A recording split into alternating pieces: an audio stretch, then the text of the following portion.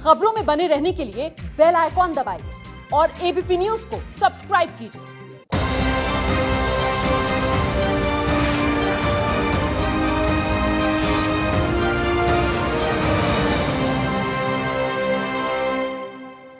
नमस्कार, वंश सीरीज के इस बेहद खास एपिसोड में आपका स्वागत है। आपले स्वागत है। अब सवाल, सियासत का मतलब क्या? पद, पदवी, रसूख?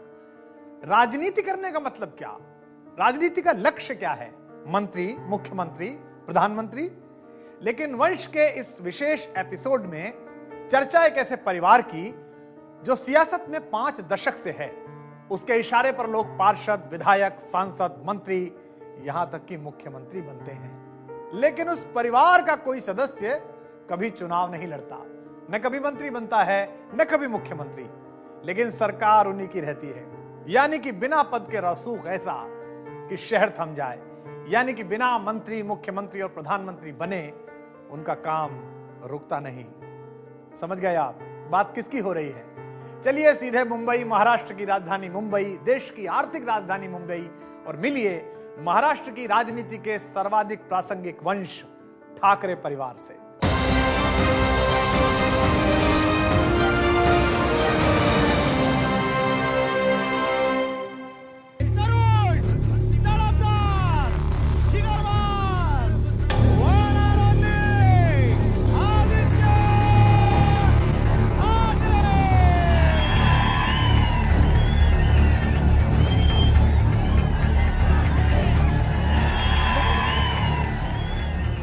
ये है ठाकरे वंश की तीसरी पीढ़ी के चिराग और शिवसेना का भविष्य।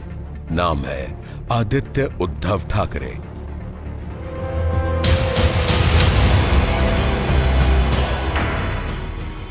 आदित्य ठाकरे मौजूदा शिवसेना सुप्रीमो उद्धव ठाकरे के बेटे और बाला साहब ठाकरे के पोते हैं।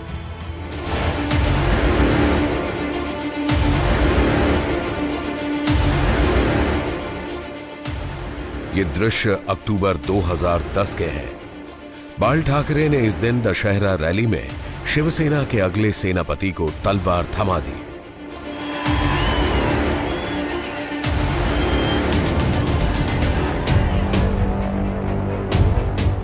ये आदित्य ठाकरे की राजनीति में औपचारिक एंट्री थी। नए सेनापति को शिवसेना की युवा विंग यानी युवा सेना का अध्यक्ष बनाया गया। इस दिन ठाकरे वंश की तीनों पीढ़ियां एक साथ एक मंच पर मौजूद थीं। आज की तारीख में आदित्य ठाकरे पार्टी में दूसरे नंबर के नेता हैं। आदित्य ठाकरे नई पीढ़ी के लिए शिवसेना के फेस हैं, चेहरा हैं। लेकिन राजनीति में कदम रखने से पहले आदित्य की कविताओं का एक संग्रह my thought in white and black नाम से छपा। साल था 2007। इसके बाद इसी साल उन्होंने एक निजी एल्बम के लिए 8 गाने लिखे। उनके लिखे गीतों को सुरेश वाडिकर, शंकर महादेवन, कैलाश खेर और सुनिधि चौहान जैसे बड़े गायकों ने अपनी आवाज दी। खास बात यह रही कि इस एल्बम का लोकार्पण सदैव सत्ता के आसपास रहने वाले महानायक अमिताभ बच्चन जी के हाथों से कराया गया।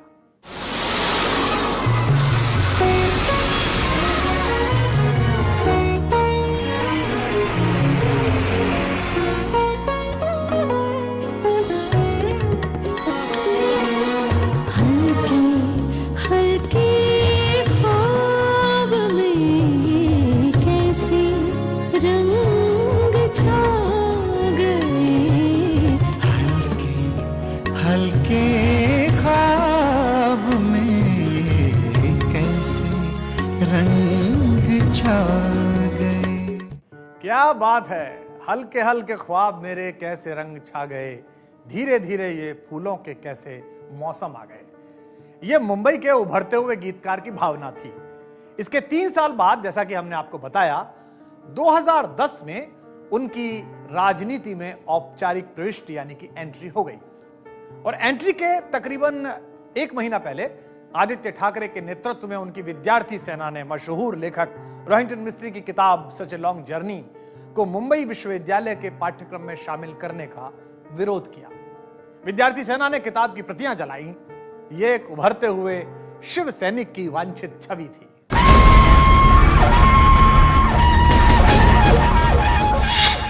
किताब जलाने और प्रदर्शन में शिवसेना की राजनीति की झलक थी और आने वाली अगली पीढ़ी के नेता का ऐलान भी था।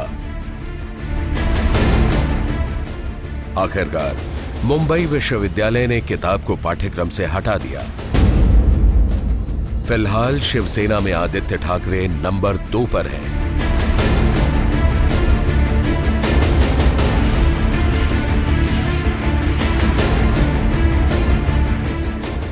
ये वो पार्टी है जो बीजेपी के साथ महाराष्ट्र और केंद्र में सत्ता में है। शिवसेना ने 2014 की महाराष्ट्र विधानसभा में 63 सीटों पर जीत दर्ज की, तो वहीं लोकसभा चुनावों में 18 सदस्य जीतकर संसद पहुंचे। शिवसेना का केंद्र में एक कैबिनेट मंत्री है, जबकि राज्य में 12 मंत्री हैं। अब कहा यह जाता है कि चाहे मंत्री केंद्र के हों या फिर राज्य के, वो करते वही हैं जिसका निर्देश मातोश्री से आता है। मातोश्री यानी मुंबई में ठाकरे वंश का घर, और अभी इस घर के मुखिया हैं उद्धव बाल केशव ठाकरे। उद्धव ठाकरे के इशारे पर ही मुंबई, ठाणे जैसे शहरों की म्युनिसिपल कमेटी के शिवसेना पार्षद से लेकर केंद्र में बैठे हुए शिवसेना के मंत्री तैनात होते हैं। यानी कि उद्धव ठाकरे के एक इशारे से ही शिवसेना के सैनिक जागते हैं, उठते हैं, बैठते हैं। उद्धव ठाकरे को पार्टी के संस्थापक और उनके पिता बाला साहब ने पार्टी की कमान सौंप दी थी। उद्धव ठाकरे पार्टी के संस्थापक और अपने पिता बाल ठाकरे की मृत्यु के बाद से पार्टी के सर्वेसर्वा हैं।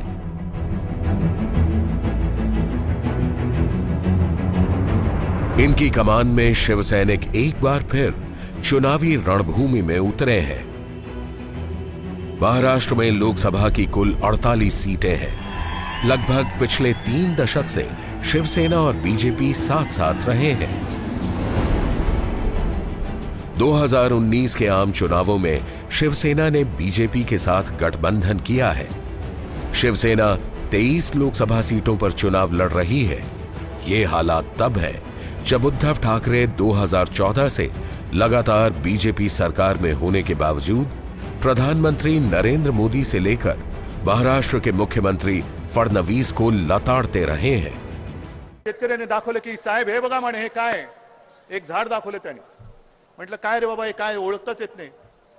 आणि त्यांनी मला सांगितलं की कडुलिंबाचं झाड आहे. माझा विश्वासच बसत नव्हता. ते म्हणाले माझ्या आयुष्यामध्ये मी पहिल्या प्रथम बघतोय की कडुलिंबाला सुद्धा कीड लागलेली आहे. कडुलिंबाला सुद्धा किडीने खाऊन टाकलेलं आहे. पूर्णपणे त्या कडुलिंबाची वाताहत झाली होती.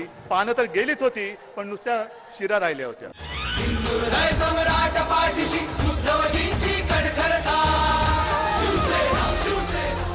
यही उद्धव ठाकरे और शिवसेना की राजनीति की सबसे बड़ी खासियत है। शिवसेना से दोस्ती और दुश्मनी दोनों की कीमत होती है। पंढरीनाथ महाराज की। तमाम उलाहनों के बावजूद आखिरकार बीजेपी को शिवसेना से समझौता करना पड़ा। इतना ही नहीं, 2014 के आम चुनावों की बनिस्बत इस बार बीजेपी ने शिवसेना को 3 सीटें ज्यादा दी हैं। चढ़कर आक्रामक तरीके से राजनीति शिवसेना की पहचान है, चाहे सामने सहयोगी पार्टी ही क्यों ना हो। पिछले 7 साल में उद्धव ठाकरे ने अपनी नेतृत्व क्षमता का परिचय भी दिया है। बहुत लोग समझते थे कि बाला साहब ठाकरे की मृत्यु के बाद शिवसेना की राजनीति उद्धव के लिए आसान नहीं होगी। बहुत सारे लोगों को ऐसा लगता था कि राज फायर ब्रांड नेता है, वो आगे चल के सारी पार्टी उसके साथ में ले लेगा, और अभी उद्धव को अगर ये कमान दे दी तो वो बाला साहब के बाद ये पार्टी नहीं रहेगी। ऐसी लोगों की सोच थी, आम लोगों की सोच थी, और मेरी भी सोच थी। मगर ऐसा है कि अब देखा है, अब जिस तरह से 5 साल उन्होंने निकाले हैं, जिस तरह से पार्टी बाला साहब के वक्त कुछ लोग पार्टी छोड़ के जाते थे, इस वक्त कोई नहीं गया। उद्धव ठाकरे दरअसल उस मजबूत राजनीतिक जमीन पर खड़े हैं जिसे तैयार करने में उनके पिता और शिवसेना के संस्थापक बाला साहब ठाकरे को आधी सदी लग गई।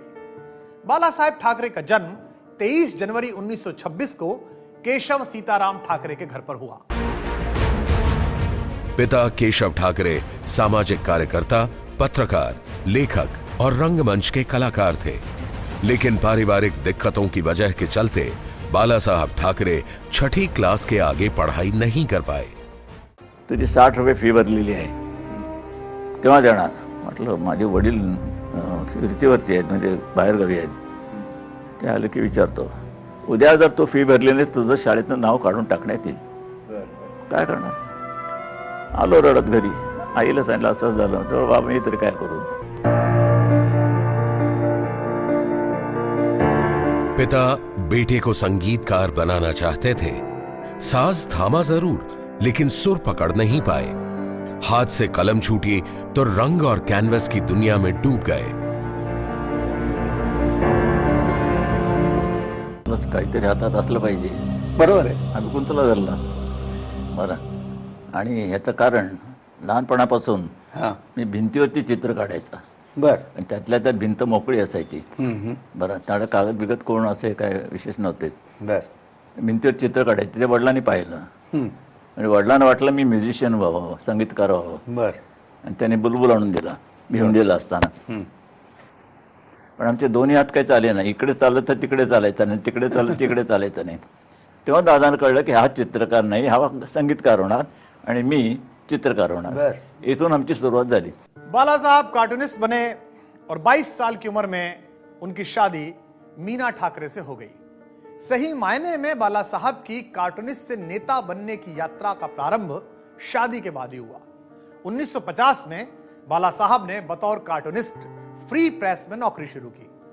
25-26 साल की उम्र रही होगी कि बाला साहब मराठी और गैर मराठी की संवेदना का फर्क समझने लगे। मुंबई मराठी लोगों की है और इस पर मराठियों का ही राज होना चाहिए, इस विचारधारा के साथ बाला साहब ने कार्टून उकेरने शुरू किए थे। अब तक उन्हें व्यंग्य चित्र के पीछे छिपी हुई संचार की ताकत का एहसास हो चुका था। मी फ्री प्रेसचा स्टाफ आर्टिस्ट असल्यामुळे मला बाहेर व्यंगचित्र काढण्याची परवानगी नव्हती. बाळ ठाकरे म्हणून नाही. बरोबर. तर मी असे नावं घ्यायचं टोपण. असे 8 एकूण टोपण नाव. हो, 8 साप्ताहिकांना मी व्यंगचित्र पुरत होतो निरनिळ्या ह्याने.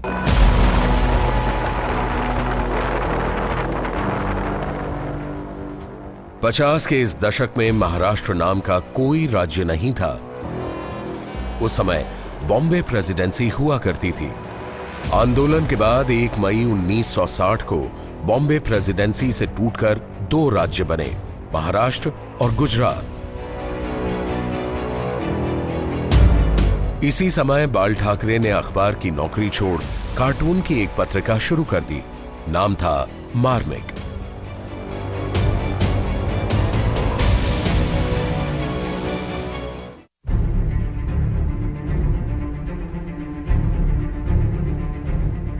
वे इस पत्रिका के जरिए मराठी भावनाओं को आवाज देने की कोशिश कर रहे थे। उस वक्त कम से कम 50,000 कॉपियां बिकती थी मार्मिक। वो टेलीफोन डायरेक्टरी लेके रोज बैठते थे और उसमें से वो सारे दक्षिण भारतीय नाम चुन चुन करके निकालते थे कि ये दक्षिण भारतीय मैनेजिंग डायरेक्टर, ये दक्षिण भारतीय असिस्टेंट, ये दक्षिण भारतीय क्लर्क, ये दक्षिण भारतीय प्यून, उन सबका नाम निकालते थे और वो मार्मिक में छापते थे। और नीचे वो एक लाइन डालते थे, वाचा आणि गप बसा, यानी हिंदी में अनुवाद करें तो पढ़ो और चुप रहो। वो एक ताना था मराठी मानुस के लिए कि तुम अपने लिए कुछ करने लायक हो नहीं, तुम बस पढ़ करके खुश हो जाओ और तुम चुप बैठो। महाराष्ट्र में गैर मराठियों का वर्चस्व था। अधिकतर सरकारी नौकरियों में ऊंचे ओहदे दक्षिण भारतीयों के पास थे। उनके इस वर्चस्व को तोड़ने के लिए बाला साहब ने नारा दिया, लुंगी हटाओ पुंगी बजाओ। मराठी मानुष हमलावर हो गया। सरकारी दफ्तरों में गैर मराठी लोगों पर हमले शुरू कर दिए गए।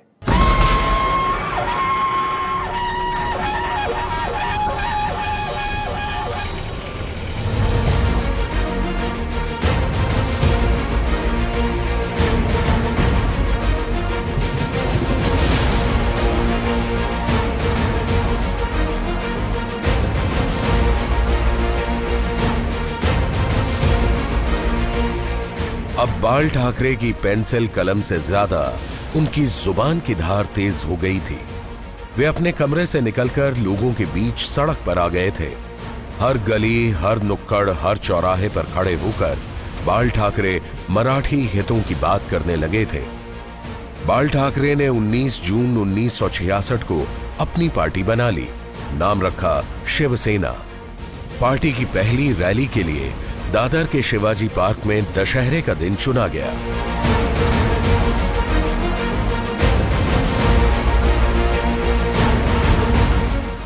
उन्होंने सिर्फ मार्मिक में एक लाइन डाला था कि दशहरा के दिन हम एक जाहिर सभा करने वाले हैं। कहते हैं कि 2 लाख लोग वहां आए और ठाकरे खुद अचंभित हो गए कि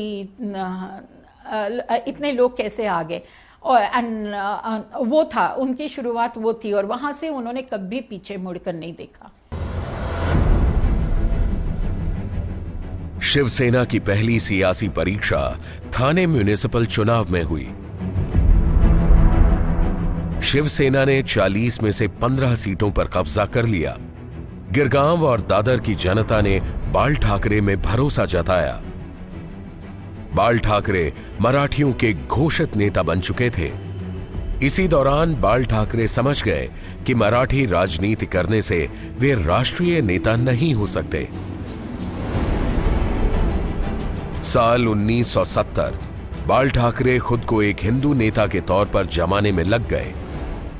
जब उनके समझ में आया तो उसके बाद उनको हिंदुत्व का मुद्दा लेना पड़ा, क्योंकि मराठी का इशू खाली मुंबई और ठाणे इतने एरिया में चलता था। पूरे महाराष्ट्र में अगर शिवसेना का क्षेत्र विस्तार करना था तो इसलिए मराठी का मुद्दा चलना नामुमकिन था 80s में।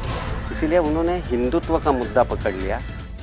वर्ष 1975 देश में उथल पुथल का साल, वो साल जब देश में इंदिरा गांधी सरकार ने आपातकाल यानी इमरजेंसी लगा दी। विपक्षी नेताओं को पकड़ पकड़ कर जेल भेजा जाने लगा।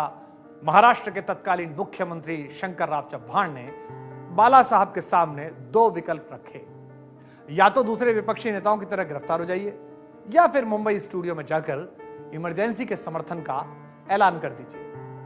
फैसला बाला साहब को करना था। कहते हैं कि बाला साहेब ठाकरे 10 मिनट में सलाह करके सबसे सलाह करके बाहर निकले और 10 मिनट में आकर के उन्होंने पुलिस कमिश्नर से कहा कि मैं दूरदर्शन चलने को तैयार हूं, मैं इमरजेंसी को सपोर्ट करूंगा। लेकिन उनका मूल भय ये था कि शायद उनका ये जो मैगजीन है, उनकी जो पत्रिका है मार्मिक, उसको बंद कर देंगे सरकार।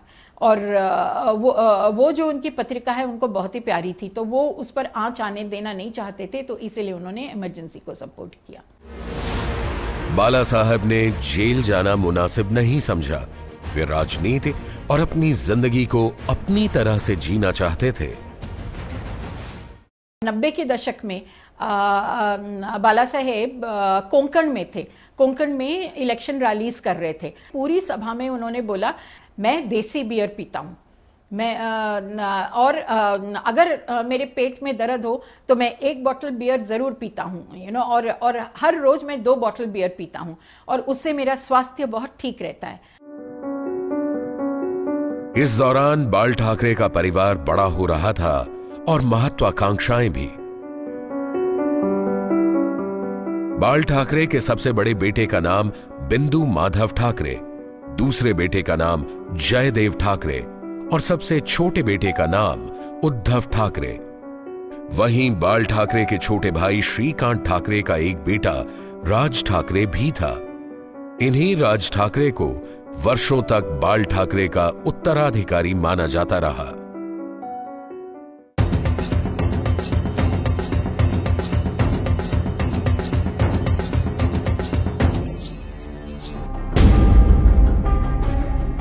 बाल ठाकरे के भतीजे राज ठाकरे ने जे स्कूल ऑफ फाइन आर्ट से फाइन आर्ट की पढ़ाई पूरी करने के बाद राजनीति में रुचि लेनी शुरू कर दी थी। राज ठाकरे भी बाला साहब की तरह शुरू में कार्टून बनाया करते थे। साल 1990 यह वो साल था जब पहली बार राज की सियासत में एंट्री हुई। राज ठाकरे जो ठाकरे परिवार से ताल्लुकात रखते हैं, जैसे उद्धव ठाकरे, वैसे ही राज ठाकरे भी बाला साहब के मान लो बेटा ही था। बाला साहब ने ही उनको अपने साथ बचपन से एक बेटे जैसा ही बड़ा किया है, और बाला साहब ने कभी राज को भतीजा नहीं माना, बेटा ही माना है।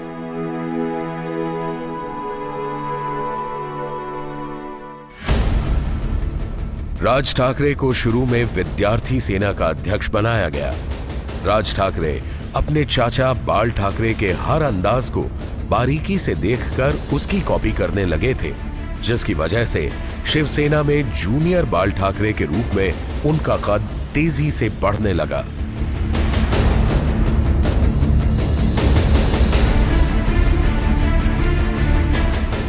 राज ठाकरे जानबूझ करके बाल ठाकरे की नकल करते थे। तो जिस तरह से बाल ठाकरे ऐसा हाथ रख करके स्टेज पर खड़े होते थे, वो राज ठाकरे करते थे। जिस तरह से बोलते थे, जिस तरह से वो शुरुआत करते थे अपने भाषण की, वो सब राज ठाकरे ने करना शुरू किया।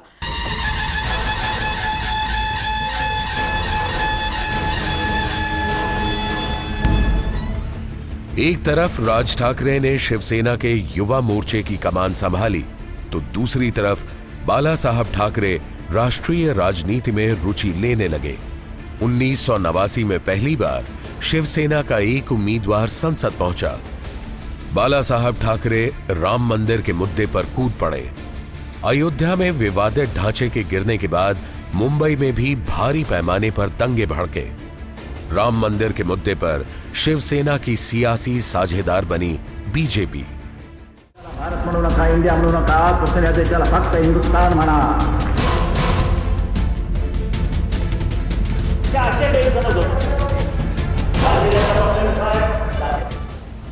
1995 के विधानसभा चुनावों में शिवसेना बीजेपी गठबंधन की जीत हुई। महाराष्ट्र में बाला साहब के इतने रसूख के बाद भी वे मुख्यमंत्री नहीं बने, लेकिन सत्ता की चाबी उन्हीं के पास रही। जो पावर पॉलिटिक्स है एक्चुअली वो कर ही नहीं सकते, ऐसी मेरी राय है। अगर वो चीफ मिनिस्टर महाराष्ट्र के बनते जब 1995 में शिवसेना और भाजपा अलायंस को सत्ता मिली, तब अगर वो बन जाते तो मैं बोलता कि 1 महीने में सरकार वो गिर जाती। इस दौरान राज ठाकरे बाला साहब की राजनीतिक विरासत को संभालने के लिए खुद को तैयार कर रहे थे। सभी ये मानकर बैठे थे कि राज ठाकरे ही उनके राजनीतिक वारिस होंगे।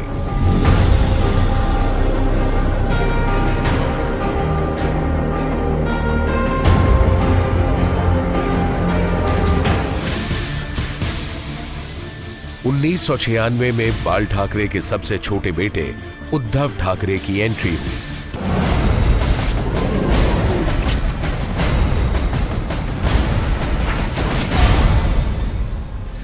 ये एंट्री ऐसे वक्त पर हुई जब बाल ठाकरे खुद में बहुत टूट गए थे। उनकी पत्नी मीना ठाकरे का भी इसी साल निधन हो गया। वहीं सबसे बड़े बेटे बिंदु माधव सड़क दुर्घटना में मारे गए। ऐसे वक्त पर उद्धव ठाकरे पिता के संबल बने और राजनीति में रुचि लेने लगे।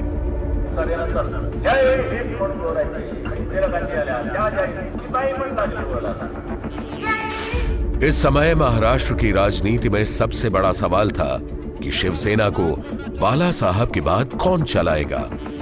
बाला साहब चाहते थे कि भतीजा राज ठाकरे और बेटा उद्धव ठाकरे मिलकर राजनीति करें।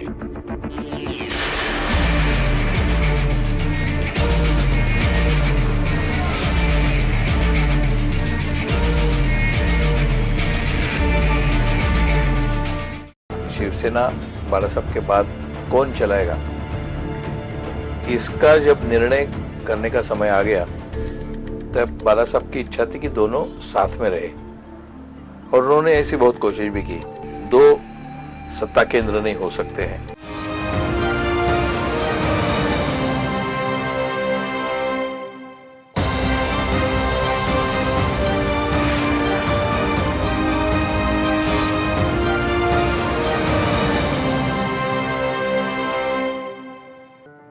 1996 ये वो साल था जब राज ठाकरे और उद्धव ठाकरे के बीच लकीर खींचने लगी थी। एक तरफ उद्धव ठाकरे शिवसेना के मुखपत्र सामना की जिम्मेदारी संभाल रहे थे, वहीं दूसरी तरफ राज ठाकरे बड़े बड़े सेलिब्रिटीज को बुला रहे थे और अपने भाषणों से रैलियों में भीड़ जुटा रहे थे। 1999 में विधानसभा चुनाव हुए। इन चुनावों में बीजेपी शिवसेना गठबंधन की हार हुई। इस हार ने परिवार की कलह को और उजागर कर दिया। पार्टी में उद्धव और राज ठाकरे के स्वघोषित गुट बन गए थे। दोनों खुद को बाला साहब का राजनीतिक वारिस बता रहे थे। 2002 में पहली बार घर की लड़ाई जनता के बीच आ पहुंची। बीएमसी चुनावों में टिकट बंटवारे को लेकर राज ठाकरे ने बिगुल फूंक दिया। राज ठाकरे ने खुलकर कहा कि मेरे किसी भी कैंडिडेट को टिकट नहीं दिया जा रहा है। राज ठाकरे के पास कोई जरिया ही नहीं था, क्योंकि जब चुनाव आते थे राज ठाकरे के सपोर्टर्स को टिकट्स मिलती ही नहीं थी। और अगर उनके सपोर्टर्स को टिकट नहीं मिले, वो विधानसभा में या कॉरपोरेशन में या लोकसभा में भी अगर उनके जाने का रास्ता नहीं बनाया जाए तो राज ठाकरे कब तक नेता बने रहते।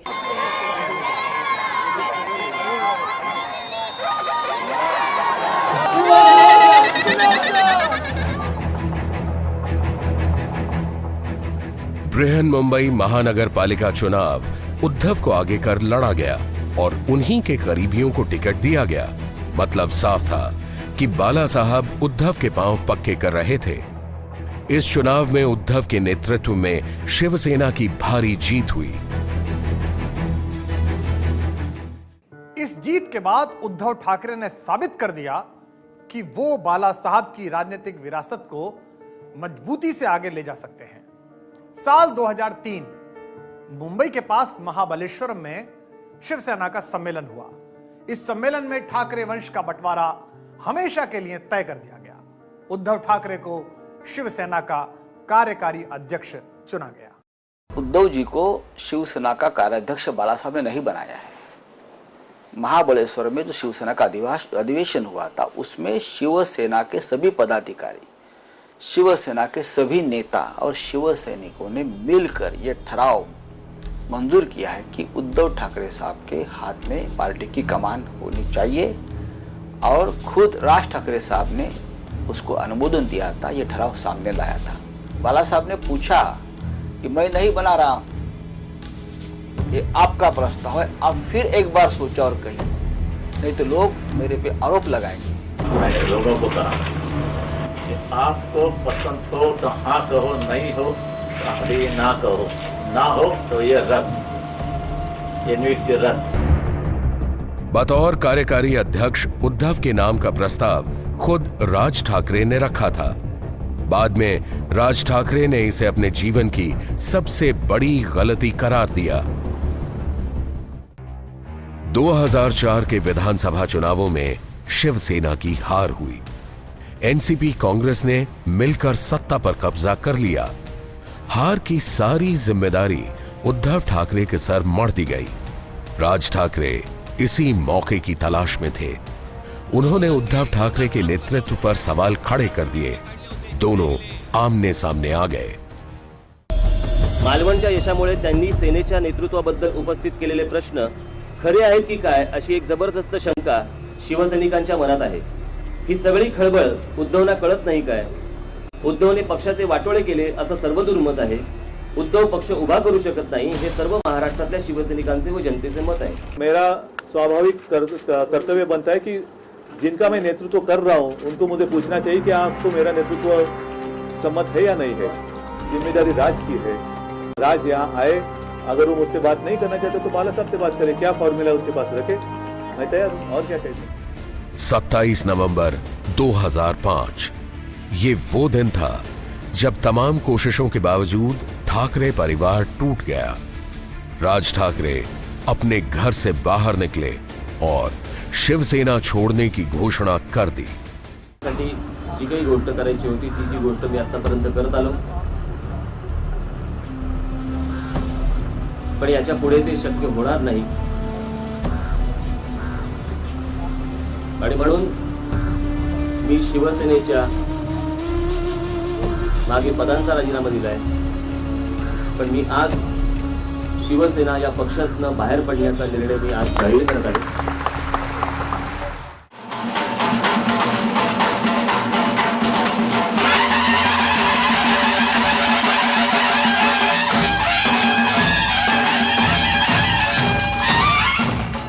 2006 में राज ठाकरे ने अपनी नई पार्टी बनाई, नाम रखा महाराष्ट्र नवनिर्माण सेना।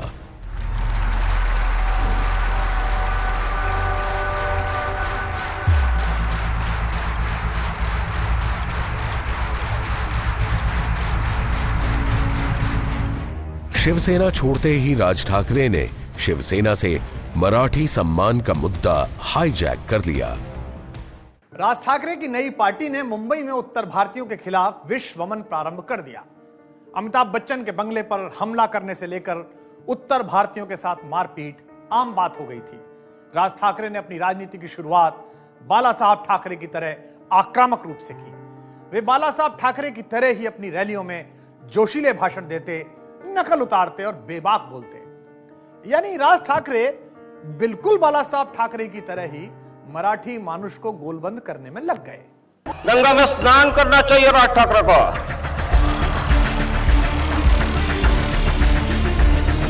छठ पूजा उसके घर के बाहर आके करेंगे हम लोग। येऊन तो बघ परत जातो की नाही बघ। 2007 के बीएमसी चुनावों में तो राज ठाकरे शिवसेना को नुकसान नहीं पहुंचा पाए, लेकिन 2009 के विधानसभा चुनावों में शिवसेना के वोट बैंक में सेंध लगा दी। शिवसेना चौथे पायदान पर आ गिरी, जबकि राज ठाकरे की पार्टी ने 13 सीटों पर कब्जा कर लिया। उसने अपन को मारा, लेकिन अपन ने उसको सिर्फ 2 मारा, लेकिन सॉलिड मारा कि नहीं।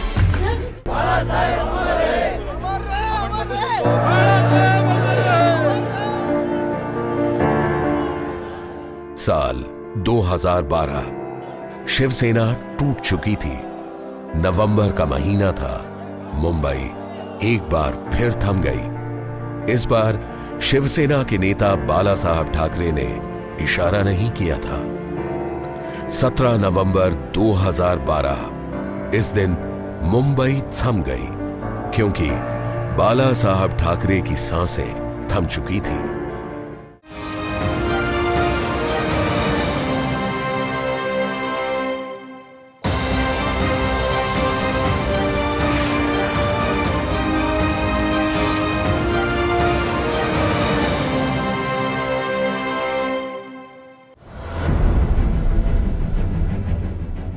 बाला साहब चले गए, लेकिन उनका वंश एक बार फिर 2014 के आम चुनावों में उतरा। उद्धव ठाकरे को अपनी नेतृत्व क्षमता दिखाने का मौका एक बार फिर मिला। अब की बार पिता का हाथ उद्धव ठाकरे के सर पर नहीं था। उन्हें अपनी राजनीति की दिशा खुद तय करनी थी। देखिए, बाला साहब ठाकरे की जो राजनीति थी और शिवसेना थी, उनका एम्फोसिस जो था मराठी लोगों के मराठी कल्चर, मराठी लैंग्वेज, इसके ऊपर उनकी ये थी। धर्म के बारे में वो उनका था नहीं, ऐसे बात नहीं है। और वो ऐसा है कि वो एक आदमी ऐसा नेता था वो कि उन्होंने पहले जान लिया कि हिंदुत्व की ये चलने वाला है आगे चल के। उनसे ज्यादा हिंदुत्ववादी जो है बाला साहब के इतना हिंदुत्ववादी नहीं थे, मगर उनसे ज्यादा हिंदुत्ववादी कौन है तो उद्धव है। तो उसको लैंग्वेज वगैरह की नहीं, उसको रिलीजन की बहुत पड़ी है।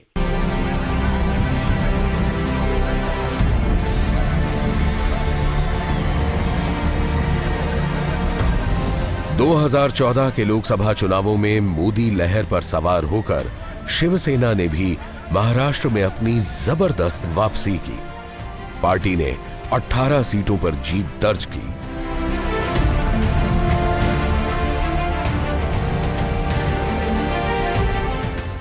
कुछ महीने बाद ही महाराष्ट्र विधानसभा चुनाव हुए। इन चुनावों में बीजेपी और शिवसेना का 25 साल पुराना गठबंधन टूट गया।